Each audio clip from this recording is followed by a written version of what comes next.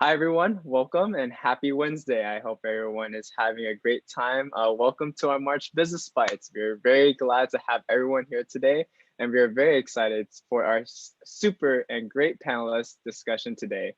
To introduce myself, my name is Brian Lay from Hannah House, Newport Beach, and I want to personally thank everyone for taking their time out to join us.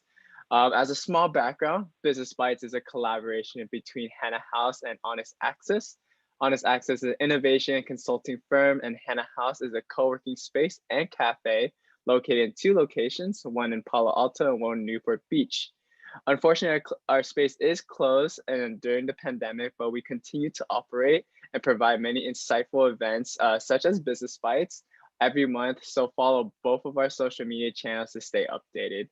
We have many new topics for the upcoming year, and I'm very excited to welcome all of you to it.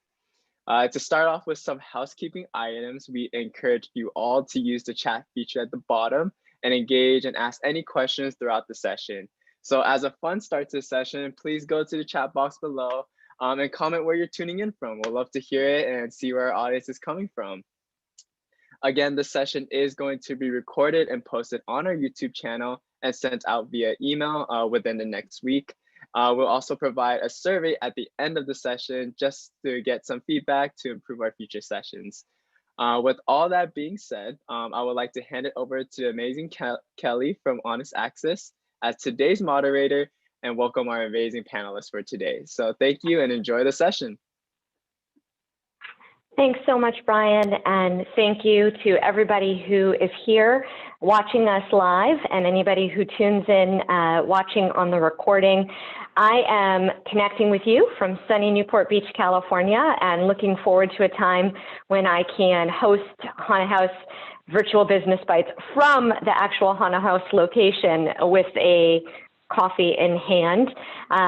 Though today I am thrilled to have 3 panelists joining us from the East Coast. For any of you who had signed up from our last session or a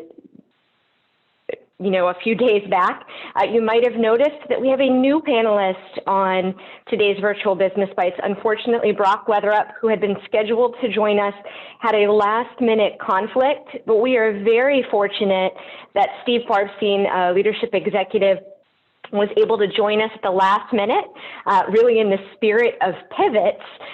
We made a pivot on our own talk. So with no further ado, I'm Kelly O'Connell. This is a safe space, so feel free to ask your questions in the chat. We're looking forward to learning from you and growing together as a group. I am going to welcome our panelists, starting with you, Curtis. I would love for you to just give us a quick update regarding your background and tell us a bit about your role and the work that you do day to day. Okay, great. Thanks, Kelly. So I saw someone from IIBA Central Iowa. I don't know if they're still here, but I know who that is, or I know that organization because I used to be a chapter president of, that's the International Institute of Business Analysts. I was a business analyst.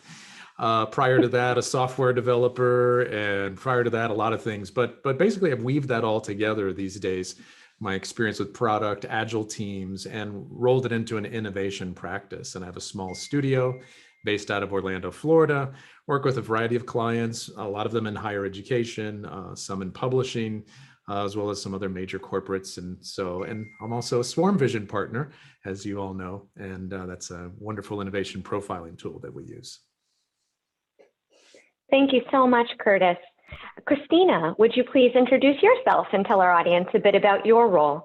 Absolutely. So I am actually a veteran educator by trade. I'm a former New York City high school principal turned education and equity entrepreneur. I shifted out of principal leadership back in 2017, actually made my pivot more so due to circumstance. My mom had been diagnosed at the beginning stages of Alzheimer's. My son was almost 2 at the time. And so I just wanted to still be able to have an impact in education, but also have more time and flexibility and freedom. And so I started my consulting gig back, like I said, back in 2017. And then more recently, due to the pandemic, I made another pivot into the diversity, equity, and inclusion space. And so it's been about 6 months now or so that my best friend and I started what's called W.I.D.E Dynamic Dialogues. She's a former corporate health and wellness executive. So we do wellness, inclusion, diversity, and equity work, and we help to promote individual and organizational flourishing for now corporations, nonprofits, and also schools. Thank you so much, Christina. And Steve, we'd love for you to give us a quick introduction to yourself and tell us a bit about the work that you do. So good afternoon, everyone, and I'm thrilled to be with you all this afternoon. So I'm Steve Farchstein, and I'm in Richmond, Virginia. And my background is such where on the business side, I have spent most of my role in financial services, taking executive positions within the banking world and mortgage banking specifically. I'm about to start a new role as a C-suite role on Monday with a new financial institution, which I'm very excited about. Along with the corporate side of me has been my work in the nonprofit space, where I have been with the March of Dimes as a volunteer leader for now going on my 31st year. And I recently finished my role as the National Volunteer Leadership Council chairperson for the country, enabling me to work with boards of directors around the country in our quest to work on our mission with the health of all moms and babies. I've absolutely loved that. As you can imagine, I got to meet and spend time with incredible people from around, not only learned from them, but tried to be part of their help in moving our mission forward. The other hat that I wear is I am the father to Brandon. Brandon was born with a very rare form of dwarfism. And so while that might seem a challenge, and it has been, Brandon is now a motivational speaker. So depending on who you are in this country, you might know me as Brandon's dad. Kelly, thank you for having me today. And again, great to be with you. Well, thank you all for being here. For those of you who are in the audience, we'd love to hear in the chat where you're working and what your day-to-day work is like and what drove you to today's Business Bites session. Looking forward to hearing your perspectives as well. As you can probably guess from the diversity of experience that our panelists bring, we are thrilled to be able to explore the conversation about pivot and profit with this group. Starting off with you, Christina, I'd love your perspective on what role innovation plays in business strategy. Sure. So to me, innovation is essentially a business's, it's their competitive advantage, right? It's however they are playing in the space that they're in, whether it's schools, whether it's law, medical. Your innovation is what's going to separate you and distinguish you from the competition. And, you know, the way that I see it, the best way to have innovation is through diversity, equity, and inclusion, and bringing in that wellness piece and really recognizing the whole person, right? And so we already know, I kind of like to talk about the evolution, right? So it kind of started just with diversity. People were like, okay, we need to have spaces that have diversity, and that can be through race, religion, gender, you know, those kind of census types of diversity that we talk about, but there's also the diversity just of thought, of culture, and of experience, right? That's how you're able to get those innovative ideas. And then people said, okay, it's not just D, because we can invite people to be a part of an organization, but unless we include them, right, in real ways, unless we are making sure that they're seen, they're heard, they're valued, they're supported, we're not going to optimize as much. And then we drew in the E, right? We drew in the equity, because then we realized, okay, we can have diversity, we can include them, but are they having equal access to opportunities, to resources? This is where you can start to think of more of like the structures of like, you know, do you have a means of mentorships, sponsorships, advancement tracks, right? And it's putting all those things together.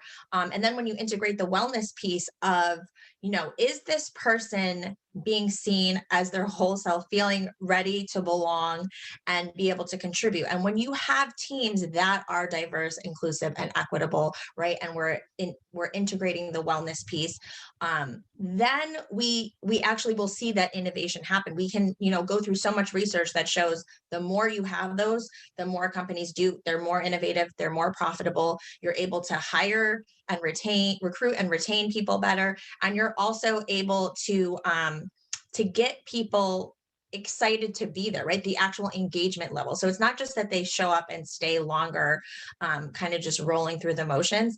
People who show up to organizations that have that culture that really builds that community is going to have that higher level of innovation. So to me, innovation is critical, and you can't have innovation without the WIDE framework.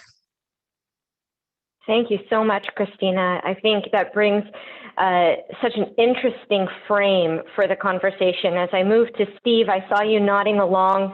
I know as you shared your background and your experience, you provided sort of a whole self perspective, Steve. I'd love to hear your thoughts on innovation and the role it plays in business strategy, as well as your thoughts on Christina's frame for innovation.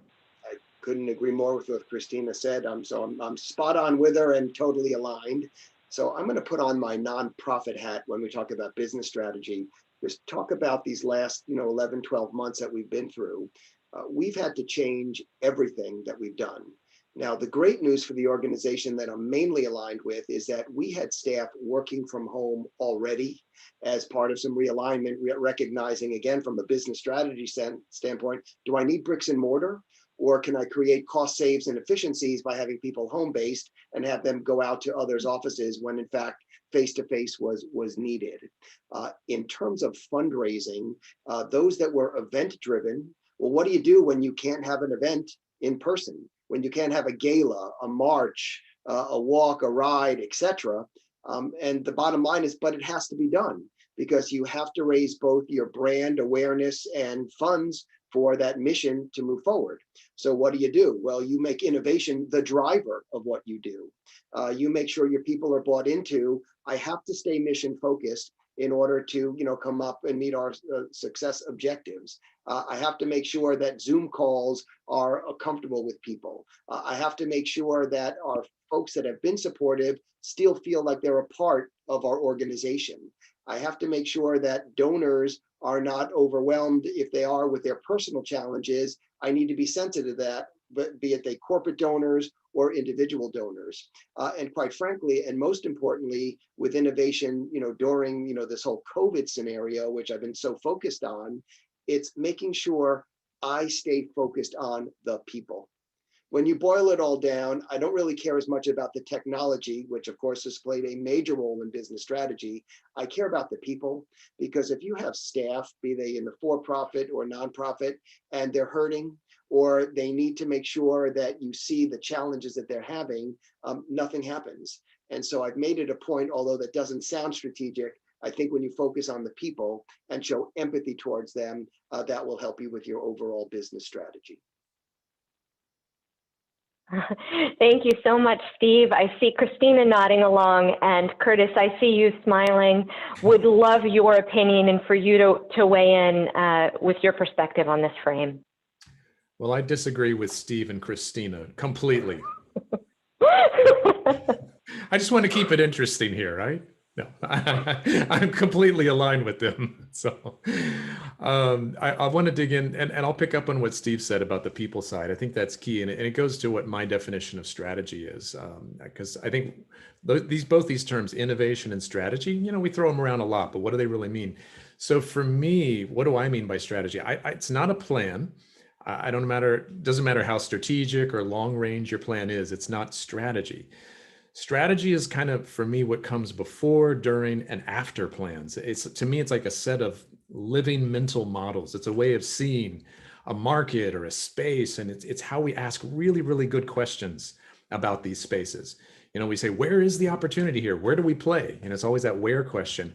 And it's a conversation that people are having, to Steve and Christina's point.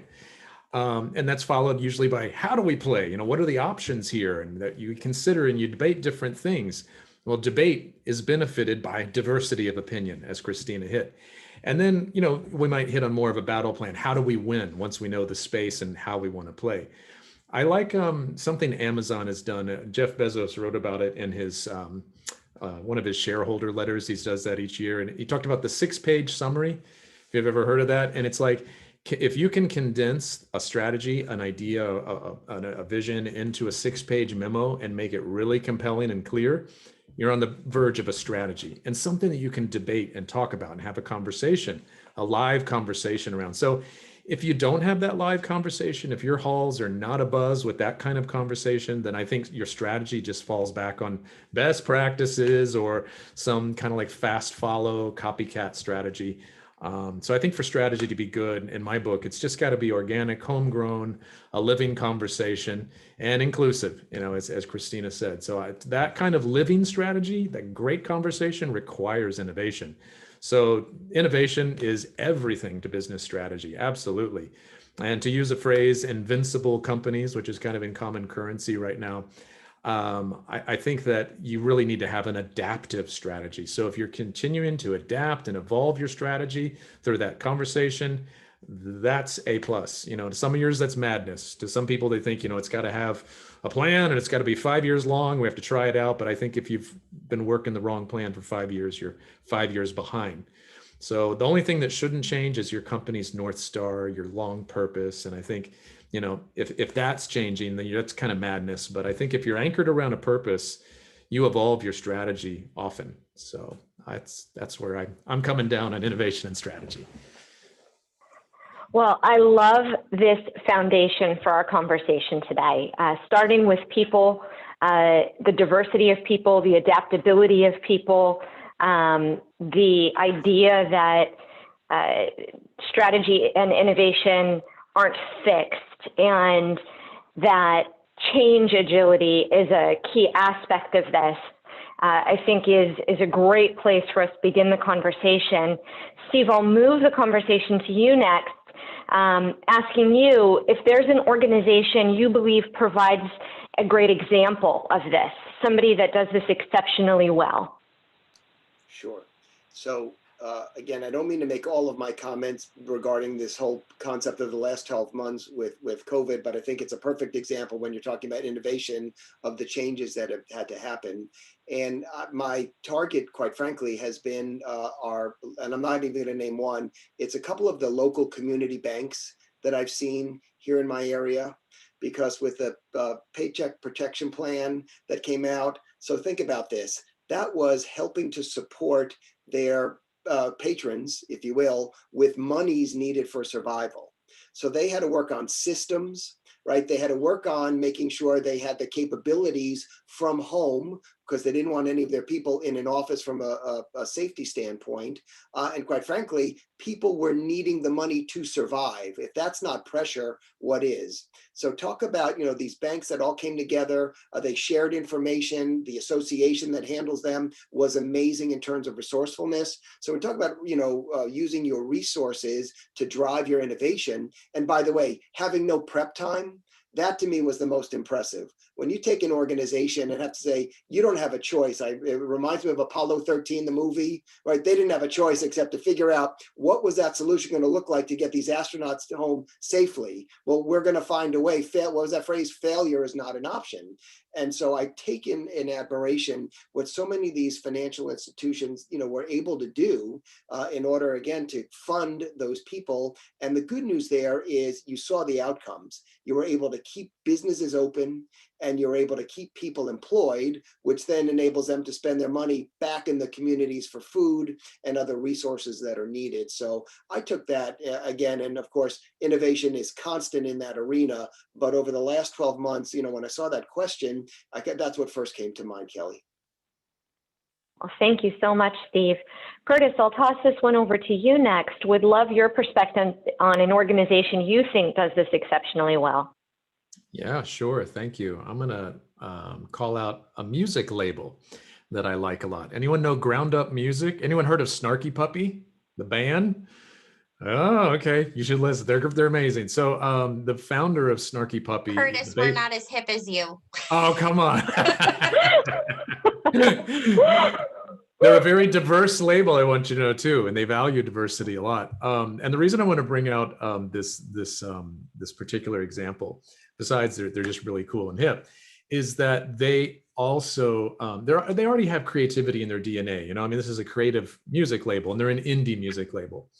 about 20 to 25 artists in their fold, and just all high quality, different genres and stuff like that. So they're already a very interesting, innovative label, pushing the edge of what we think of as a music label. So, but then the pandemic hits, and what they were able to do at the speed of COVID, and just immediately taking advantage of the fact they had fans and people like me, right, around the world who love what they do. They said, hey, let's just pivot and create new experiences. And as a point of contrast here, think about the fact that Broadway in New York City is still dead. Okay, those poor actors, they may have put up some kind of interesting, Patreon page or something for themselves, but as a whole, New York theater scene isn't weathering this experience very well. But what Ground Up did was they said, look, let's take care of our artists, let's do some stuff. So they began to again, tap into this fan base and re-catered to them during this pandemic with innovative offerings.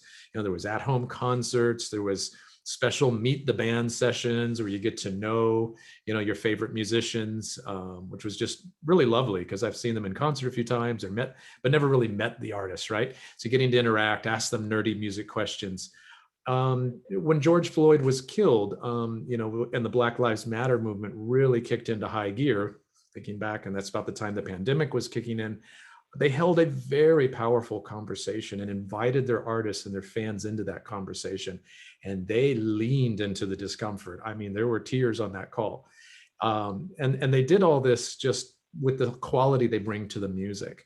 They supported their label musicians. They allowed them to create master classes. If you're a drummer like me, you see my drum set back there, and you want to play like Larnell Lewis or Jamison Ross, these badass drummers they have, you can book private lessons. So Ground Up tied that all together. They provided the digital infrastructure, the e-commerce mechanisms. They did it within weeks. And they didn't just throw up a Zoom space. I mean, no offense to Zoom, and I know we're on Zoom here, but they were more creative. They used Crowdcast. And when they asked their fans to pay for the sessions, they provided a sliding scale from $0 to $100. And the very first online gathering, I think it clocked in over 1,000 attendees. Average ticket price was $25. So, give fans the option of free, and they still will pay you money because they love you.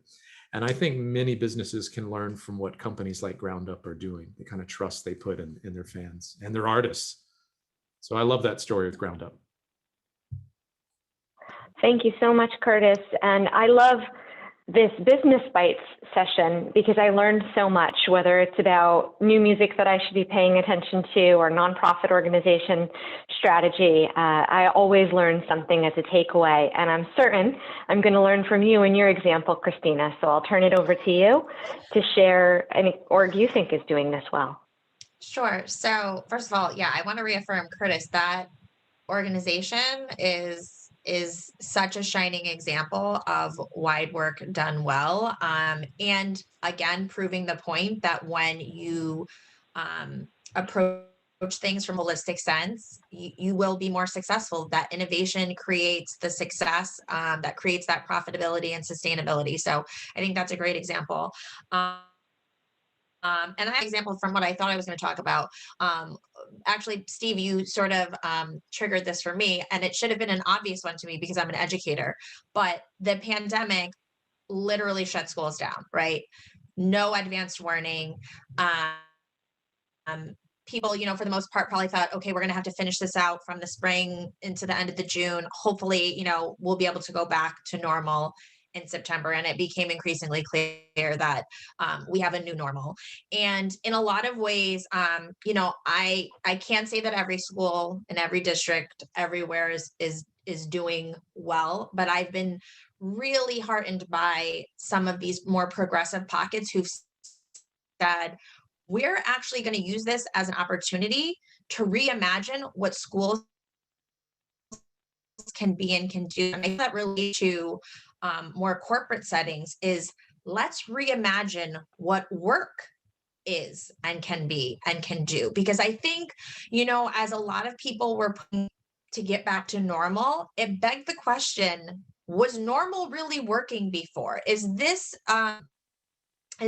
something that you feel you want to return to? Because we have this opportunity now to, again, like reimagine, because I think, one of the things that we've touched upon in a program that I've done called the 21-Day Harmony Journey, which is all about helping organizations to support their employees to know the signs and symptoms of burnout, to recognize the 9 essentials of total health, which cover mental health, physical health, spiritual health, career satisfaction, financial stability, close relationships, social connections, meaningful purpose, and playful living, right? So having that understanding of what it is to be healthy, it's more than just eating less and moving more, right?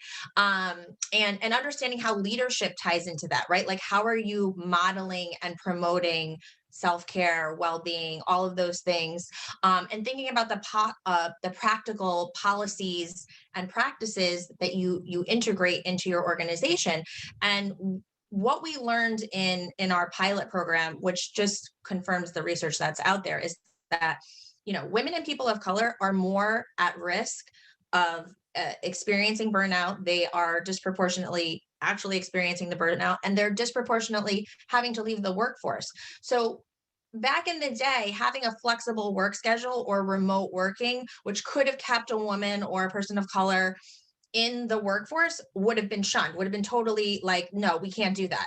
But all of a sudden, this pandemic has created a reality where everybody actually had to do that. And now we're not going to be able to go back in the future and say, oh, no, we can't do that. You have to be in the office, because we've learned that you can have a hybrid model or you can have a remote model. And so I think what's really important for us to think about as organizations is, what is the vision for what we want our organization to be and to do, and how we want to operate, because we actually get to create that a lot more than we realize, because so much of the time we're doing what was always done. And this whole workshop today is talking about innovation, and innovation is about doing things that have never been done, right, or doing them differently. So thank you so much for that perspective. And all three of you offered such an interesting lens at which to explore how a company responds to this sort of in a broad way. And I love, Christina, that you introduced the idea of not just a company that's doing this exceptionally well, or an industry that's doing this well or responding to it, but what lessons can we learn from that, and how can we apply that to be better, do better, and create a healthier, more supportive environment as we move forward. And so I think that's a lovely transition to the next frame conversation, which is really about a company that shifted their business strategy or product or market focus and amplified profit. Because I think what you're speaking to there, Christina, is that when companies are creating equity, when they have as Curtis mentioned, North Star, that's a solid foundation to build from, and they embrace the diversity of experience across all of the aspects of the human experience. And I love that you shared these sort of 9 variations of what really composes health or wellness in an environment. But when a company really does that, not only is it better for their employees, but it also has this added benefit of being good for their bottom line. And so, Curtis, I'm going to toss it over to you, and I'm going to ask you to share an example about a company that has made a pivot that also benefited their bottom line. Absolutely, sure. So I like that you specifically say amplified profit, but I think this can also be amplified impact if you're a nonprofit, right? So I think either works, but I'm going to go into a for-profit case that I'm familiar with. And it's the company called ProSaben, and they're based in Europe and Germany. Not one of my clients, but my buddy, Dr. Mark Snukas, worked with them on this transformation of their business model, or evolution, the kind of evolution of their business model that I was referring to before. This happened a little pre-COVID, so this is not a pandemic innovation story per se. They made this move maybe 5 to 10 years ago. I've been on that journey for a while. But what I really liked about this story is that it's a traditional sort of TV network. Think of like CNN, but just sort of plant them in Germany kind of thing. Big television network, media conglomerate. And They had kind of grown to a point, a fairly mature point, and sales had fairly leveled off. But the leadership, as leadership is prone to do from time to time, set a very ambitious target. You will grow, thou shalt grow revenue by 1 billion over the next 5 years, right? Which represented a 42% increase from their existing, whatever, 2.5 billion in revenues a year. So how are they going to do that? And especially when they had some constraints. European and German law limits the number of advertising minutes per day. You can, put ads in people's eyeballs, right? So they couldn't just raise their ad rates. That wasn't really an option. They could, but it wasn't going to work. So what do you think? What would they do? They did design thinking for one thing. They began to empathize with their customers, and that's the first step in a design thinking process. Who are our customers, and this is the critical question, who are our non-customers, right? Who are some, they asked who would be folks that would like to advertise on TV, but they've been locked out, perhaps due to price. And could we develop a free offering for them, right, that could work? And that led to a series of innovation sprints and workshops, and they ended up focusing on startups and small and medium enterprises who had been their non-customers. Those who couldn't afford ads or they didn't have experience, right? Planning and doing a fancy television campaign just wasn't something they'd done. So they began prototyping this idea out. And what do you think they came up with? Kelly, you have any hunch what ProSabin landed on as a new model? I don't know, group advertising? That's not a bad guess. Yeah, they actually came up with an approach which they called media for revenue share. So in other words, they would basically give advertising for free on the TV network, help them build up the ads, make the ads lovely and, really high production value, that kind of thing. And they were able to then take a share of the revenues that were generated by after the ad, because the advertising worked and it led to more sales. And now what was interesting, they had the cash in hand to prove that TV advertising really worked, becoming a rev share partner. They also learned which were like the ideal companies to work with. And this was over a couple of years, a lot of just simple prototyping and trying different things. They started with 5 companies and began to realize that startups were kind of challenging. So they made the startups pay a fixed fee to kind of give them some skin in the game. That was one of the things they learned. And they learned that online companies were best to work with. There was a company called Sandalos, which is like Zappos for us, that was perfect. And so the ads would run and then Sandalos revenue would shoot up and they got a piece of that. And then they moved finally into media for equity share. So they got a piece of the company, a piece of the advertiser. So now they're a true partner in their advertiser success. So after 2 years of this testing, learning, pivoting, trying different things, they were starting to scale. And the result is they hit the $1 billion goal within 3 years. They went to a $2 billion goal above that a couple of years later. And now, the portfolio of advertising is more than 50% are non-traditional TV advertisers. And it's just what you do when you run these experiments, try simple tests. I mean, the very first MVP was literally, this technique, you write like a fake press release, you just put it out there. They hadn't done anything other than that, but it's that smart, simple, step-by-step business testing, and they led themselves to this whole new model and just did it very, very smartly. So that's my example. I love this example because it introduces the concept of adjacent innovation as well, and really exploring what market aren't we serving, and thinking about the customer engagement side of it, and how you can, using an existing model, serve something new. It also diversified a media company, which is a really important thing to do in today's marketplace. This is really an incredible strategy. So great example. Christina, I'm looking forward to hearing your example. So I'm going to cheat a little bit because unlike Curtis and Steve, I'm not a corporate guru of any kind. So I'm actually going to use myself.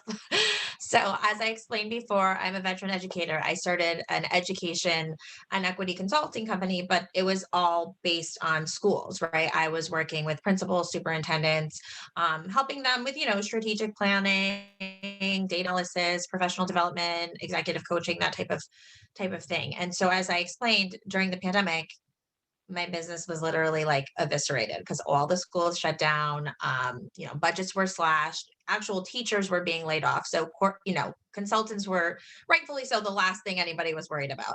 And so I, as an individual, but also as an organization, had to think about what are the skills that I have and the expertise that I have that could serve a broader community outside of schools. And so for me, it was quick,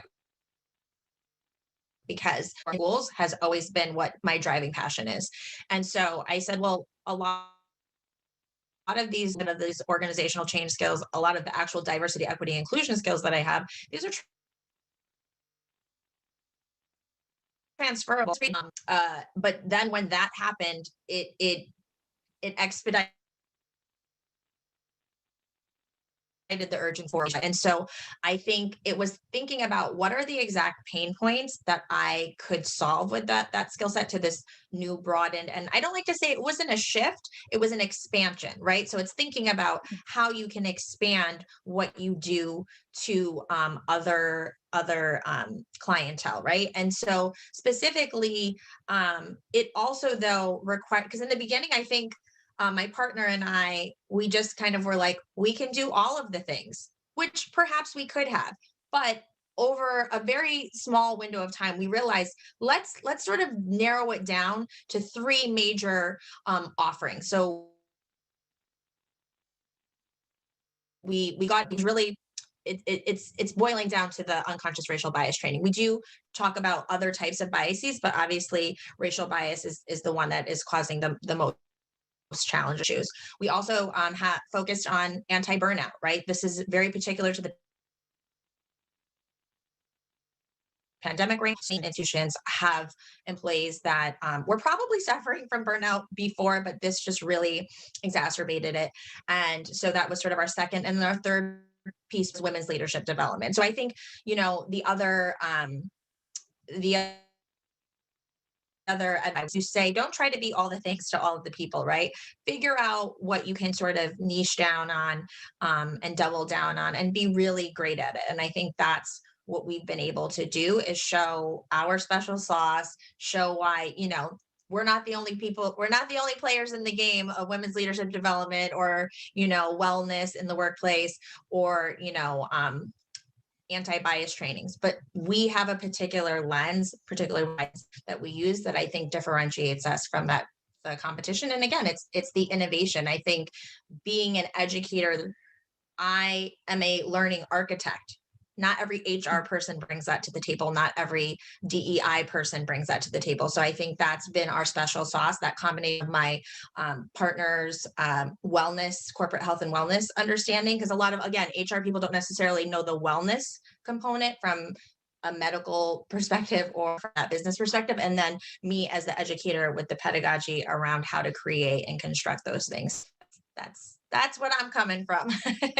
I love it. Thank you so much. I think, it's always a shock to me how we jump on these calls and it feels like we've had a prep session because people build on the person before. And so continuing this idea of sort of adjacent innovation and then adding into it, what's your differentiator, and thinking about not only the customer experience, but what your USP is as you're going through and you're thinking about that. Really looking forward to Steve sharing and adding to the conversation. So Steve, handing it over to you to talk to us about a company that shifted their business strategy and amplified profit, or to Curtis's point, increased their impact in the nonprofit sector. Well, first, I think we should acknowledge the thousands of businesses we can talk about that are still here.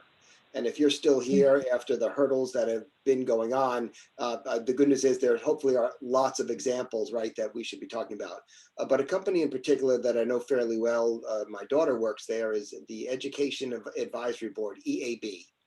And a little bit touching on what Christina was talking to, the first thing they did, which I loved, they focused internally on our employees.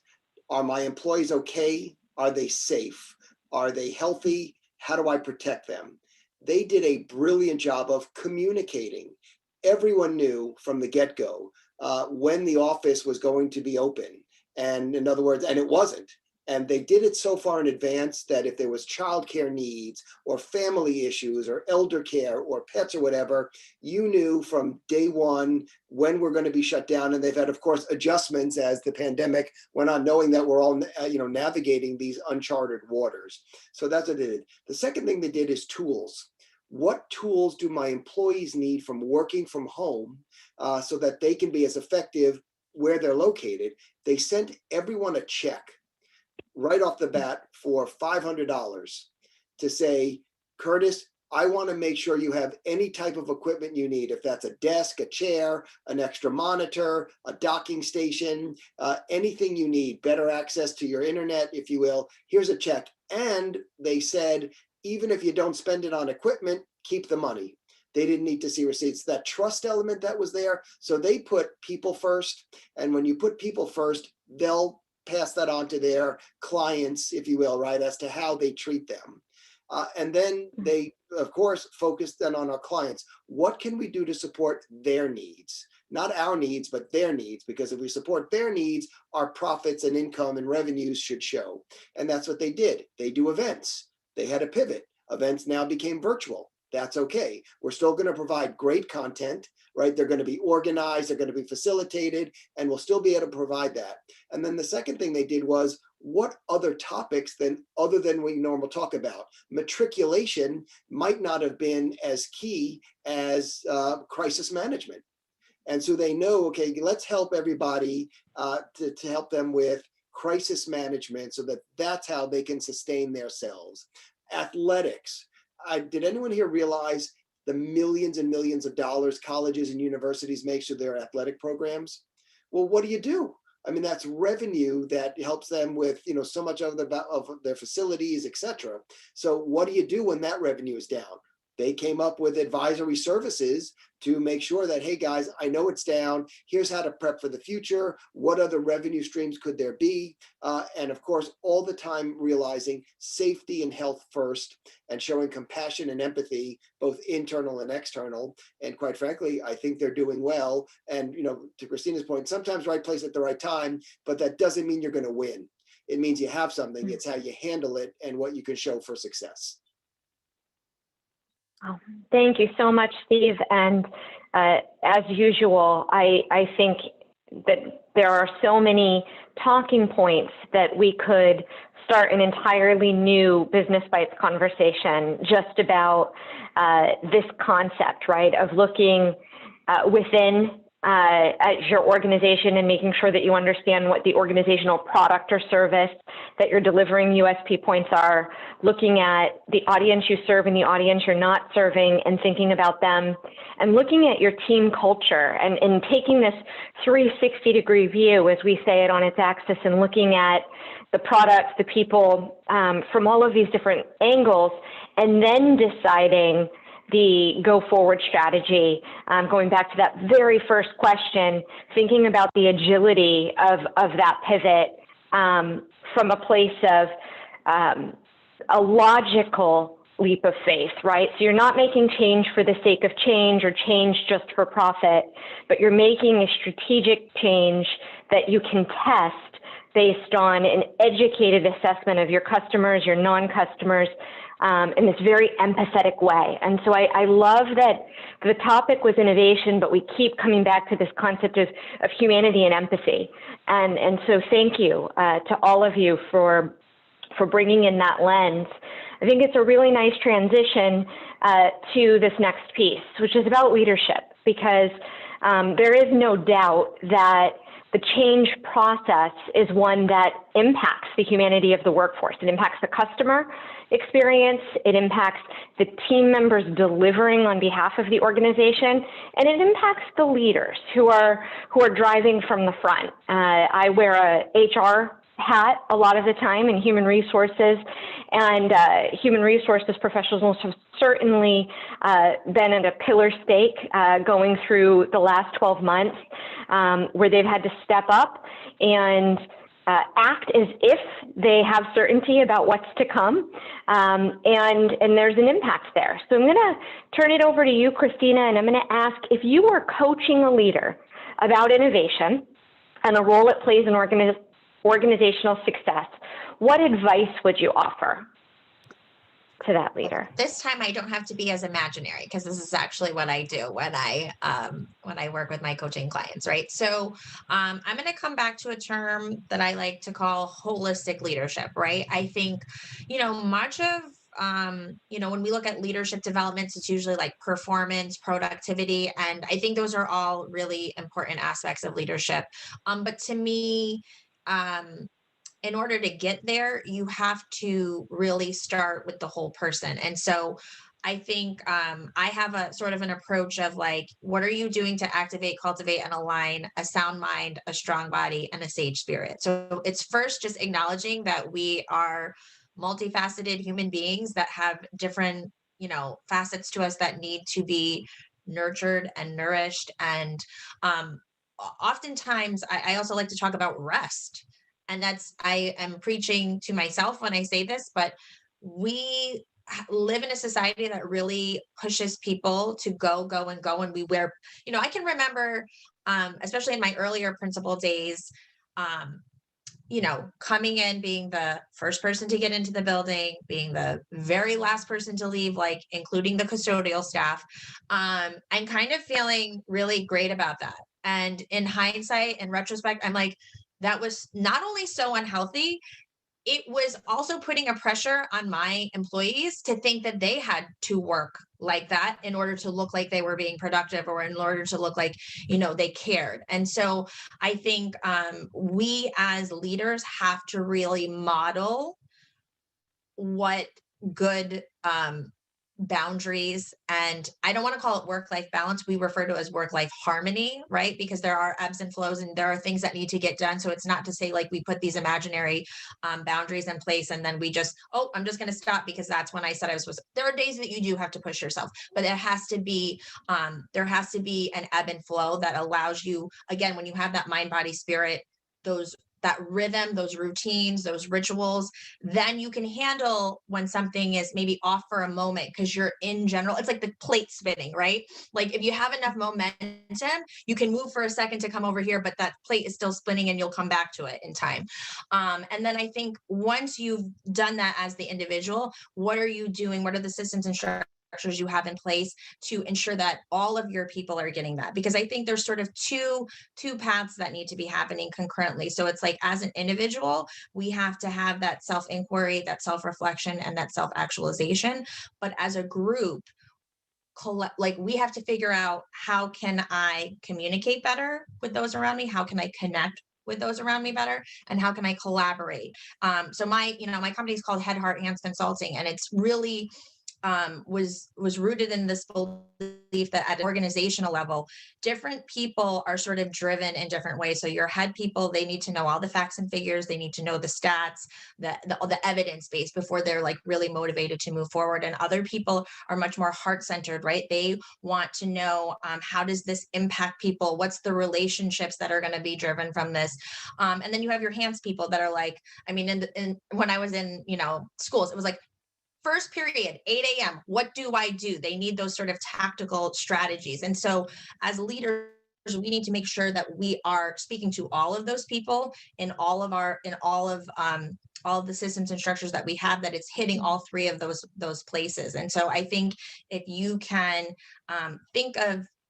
think of those two sets of ideas, you're going to drive innovation because people are in the right space. And lastly, I'll just say this, particularly right now, because of the pandemic, because of the economic downturn, because of the civil unrest and sort of social tensions that are there, a lot of us are very stressed. And when we are stressed, our brains default to a more narrow thinking. We fall back on the way we usually think about something. That is going to create a huge obstacle for innovation. So for some people who think I'm a little more woo, it's not woo. I'm saying these are real practical things that you need to think about in order to drive that innovation that's going to drive the profit and the impact that we're all seeking. So sorry, that was a little long, but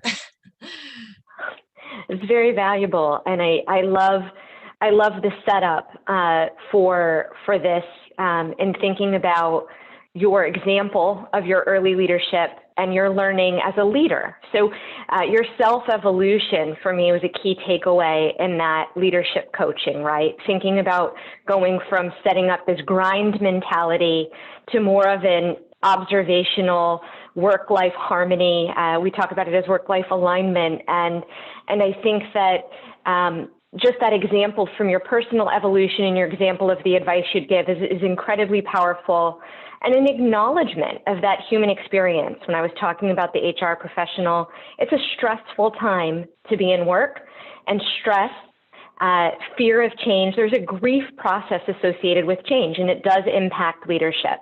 I see you nodding, Steve. Sorry, I just want to say, I love that you made the point about the HR professional. We often ask for those in HR, it's like, who's caring for the caregiver? Because right now, HR has a lot of pressure on them to be caring for the individuals in their organization. I get it, that's part of their job. But it's also like, how are they being cared for and how are they being poured into and nurtured? It's really important. And I think that's where senior executive leadership has to step up and be caring for them, knowing that they're caring for everybody else. And also the mantra, I would say, less hustle, more flow. That's been my mantra for 2021. I love it. That's a great takeaway. And Steve, I saw you nodding along. I'm going to toss the mic over to you. So my big thing is context.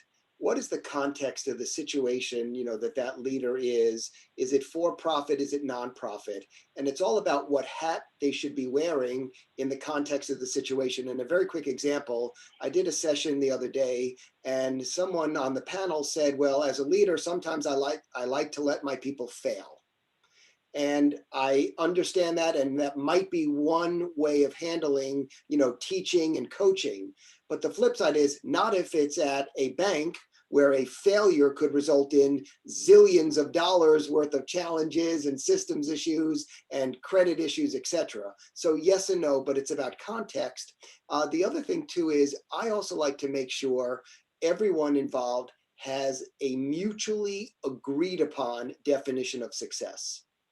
Not the word success, is it mutually agreed upon? Because I've been in so many situations where it's not, and what I thought was what I needed to do and I should be doing, it wasn't, not because I was wrong, it's because the other party or parties, company or not, were not under the same umbrella as to what we should be doing.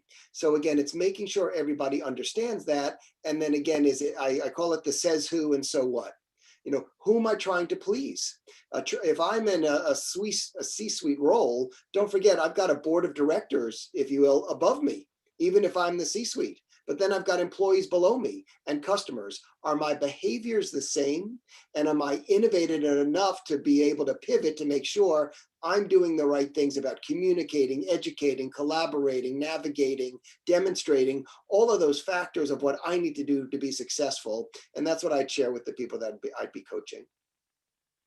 Thanks so much, Steve. Curtis, I'd love your thoughts on this. Sure. Glad to round it out. So when I'm working with leaders, I would say the first thing is I counsel them to be bold. Boldness. What was the quote? Boldness has power, genius, and greatness in it, right? It's often attributed to Goethe, but it's actually someone else. But anyway, boldness is important, not foolish, but bold. And I think the nub of that is to inculcate a culture of the safe failures, to go to Steve's point. Yeah, you don't want to have a zillion dollar failure, but we want to be able to explore strategic horizons. So it's minding the famous explore versus exploit continuum. So little bets on the explore and on the exploit, working them both. So give yourself and your teams the chance to explore new territory, to boldly go, right? Star Trek, boldly go where no team has gone before. I love open innovation programs, and I encourage my clients to look at them, things like Adobe Kickbox, that kind of democratize innovation. If you don't know Kickbox, Steve, it's a little like giving $500, but comes wrapped in a red box and has some beautiful instructions on how to do design thinking, and you get chocolate and coffee inside. It's just a program to encourage people to explore. And I like leaders who distribute that and push it out throughout the organization. But for the leader I'm coaching, the leader sets the tone. And they need to articulate a massive purpose. I like to say a massive transformative purpose, a direction, kind of like ProSaban did in my story with the revenue goal. It was a massive revenue goal, but this can be anything, it can, but it should be bold. It really should be bold. Sir Richard Branson, if your dreams don't scare you, they're too small. If you want to really spark innovation, you've got to make a bold initiative, set a bold kind of horizon. So that's job one. I would say the other thing I like to help the organization do to not be foolish yet bold at the same time is just balance the portfolio in a smart way.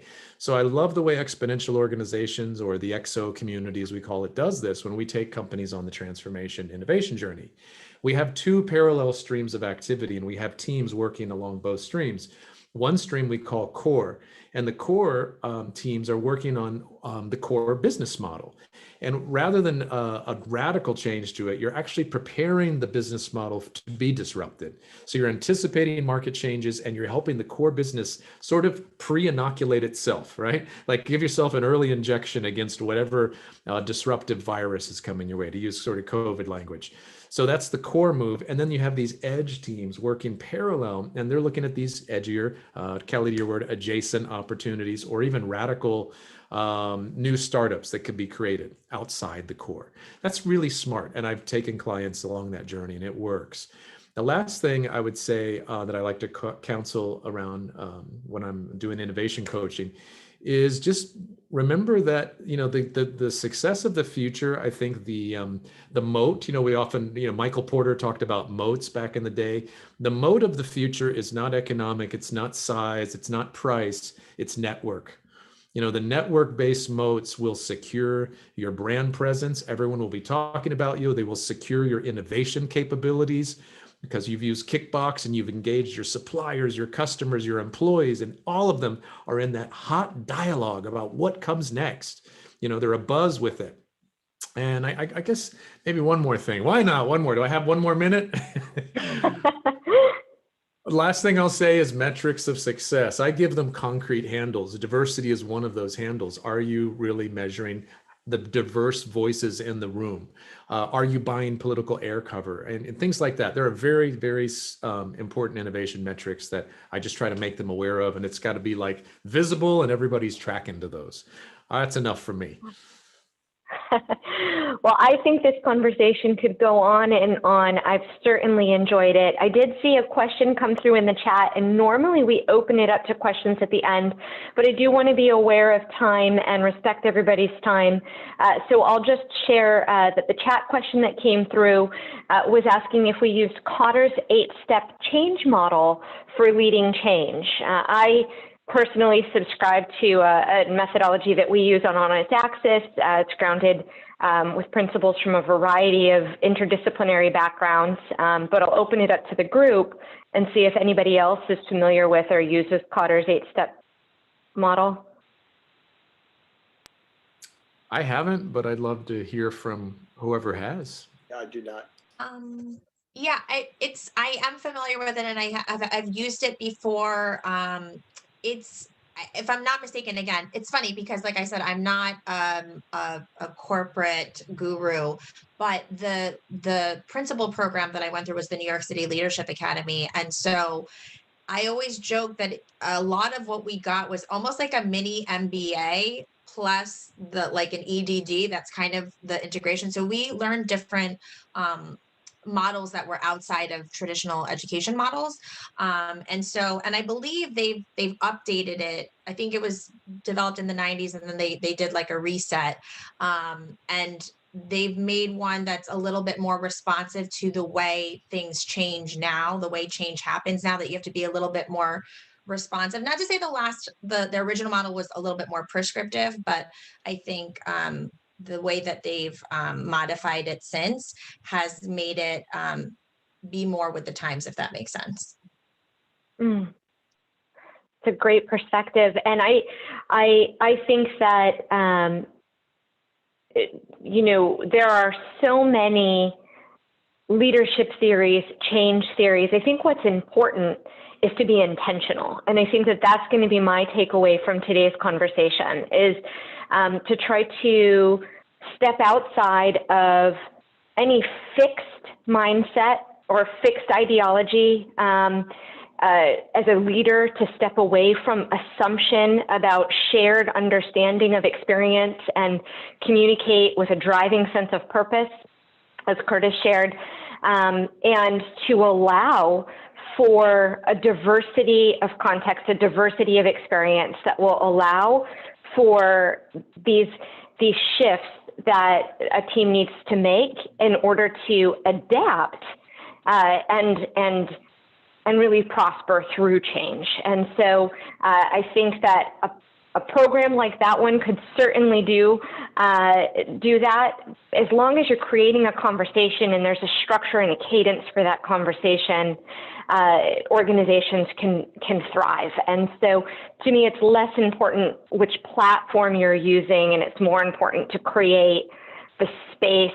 I learned earlier this week to create a brave space rather than a safe space. And I'll end today's conversation with that, this idea about creating a brave space where we can step up and move outside of the narrow or fixed way of thinking that we may enter a conversation with, be comfortable with being uncomfortable, and challenge ourselves to listen through and learn through the experience and that shared experience in that space. And so today, as I hand the mic back over to Brian to wrap things up, I'll thank everybody for creating this brave space, for stepping in to the conversation with us. Thank you for joining us. And Brian, back to you.